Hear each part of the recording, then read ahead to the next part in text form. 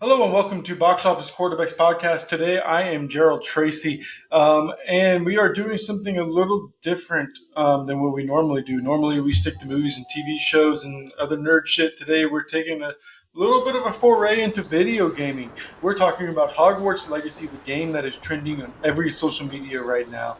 Um, a game that for me it's a little different. Hogwarts and Harry Potter was something that I grew up with and something that I really identified with and used a lot with in my life growing up. So I was always excited that this game was coming out.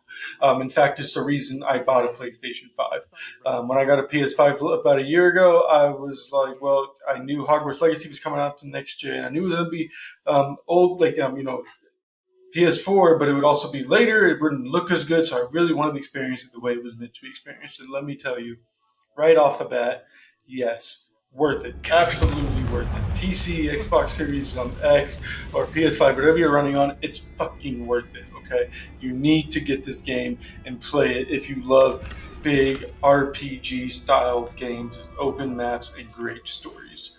Get it. Because what these creators had, what the devs had, and have in Hogwarts Legacy is a game that they made with what is apparently a lot of love, a lot of care, and a lot of hard work. Because they take a lot of the things that we love from the movies and the things that we love from the books of the Harry Potter universe, and they put them into a world that feels real, that feels lived in, that doesn't surround the main character, even though the main character is a big part of it. It isn't there to provide the main character through their course. It is there because it is living.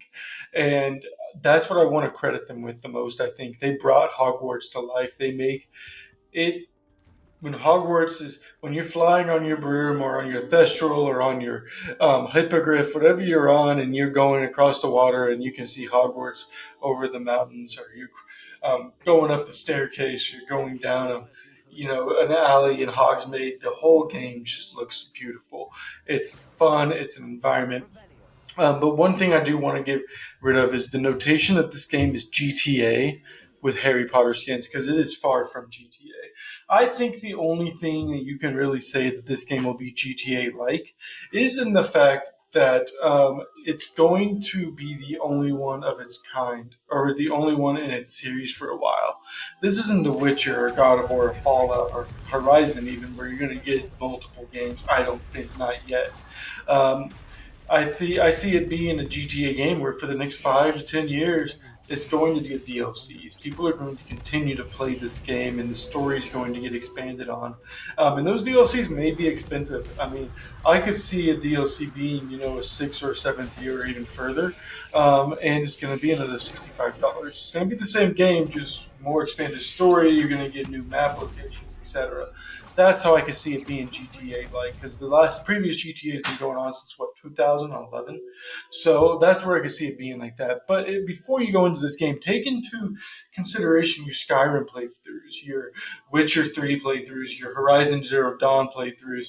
I think it's more like those, with a very open world, with a very clear mini stories, with sub stories and side quests that kind of spread off of them, and then the normal side quests like you go get this item and bring it back, and I'll give you 15 Wiggenweld potions or some shit.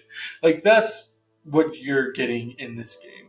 And that's where I went. Now the crafting is a lot easier, but also harder because you don't get to craft in the field. You can't create a potion while you're in a dungeon, but you do get a room like you get like this big room, kind of similar to when you have a city in Fallout 4, and you have that little community of people, and you're providing them with water and homes and stuff.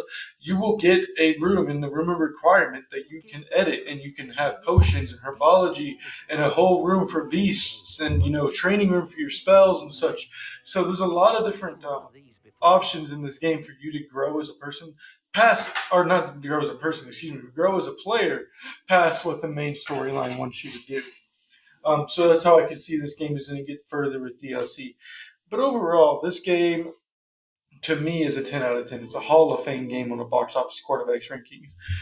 It brings everything you want in the Harry Potter world. It's the best thing brought into the Harry Potter visiting world since The Deathly Hallows Part 2 hit the movies. And there were issues with that movie, but that is the best thing. I mean, since we've got The Cursed Child, which for I've heard it's a great play and it's probably fantastic and nothing away from the actors and actresses who perform in it, but it takes away from canon. It screws up with a lot of the story, and it takes away kind of what Harry's character originally was, and assumes a lot of things about other characters, and just adds things in that make no fucking sense. I mean, Bellatrix Lestrange had sex with Voldemort at some point, which makes no sense because Voldemort wasn't really human.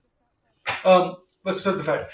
And then the Fantastic Beasts franchise really just focuses on the wrong stuff. It focuses on the Beast stuff when it has a great subplot. Its B plot is Dumbledore and Grindelwald's love story, which in its own right should be its own trilogy.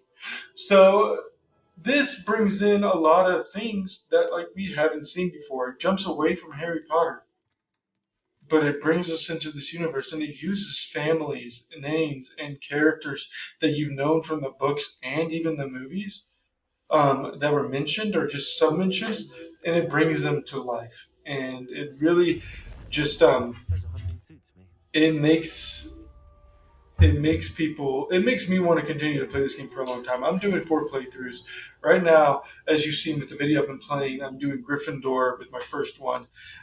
Make sure you connect your Wizarding World account, connect your Twitch account, connect everything you can, because there are little things and cosmetic things you can get just for doing that.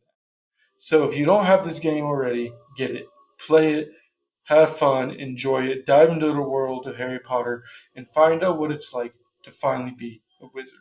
The combat is great, the story is great. There are little issues here and there, but nothing that can't be fixed with a patch or two. And to the devs, enjoy the break. It was one hell of a run. I'm excited to see what you guys do with this game. And that's all we got here at Box Office Quarterbacks. Make sure you guys subscribe and follow on YouTube. Hit that bell for notifications when we upload new things. Follow us on TikTok. Social media is also, I think, Twitter, Facebook, Instagram, all of it. Jeff does it all. I don't really ask the questions. He's great. Make sure you follow us because we post stuff all the time.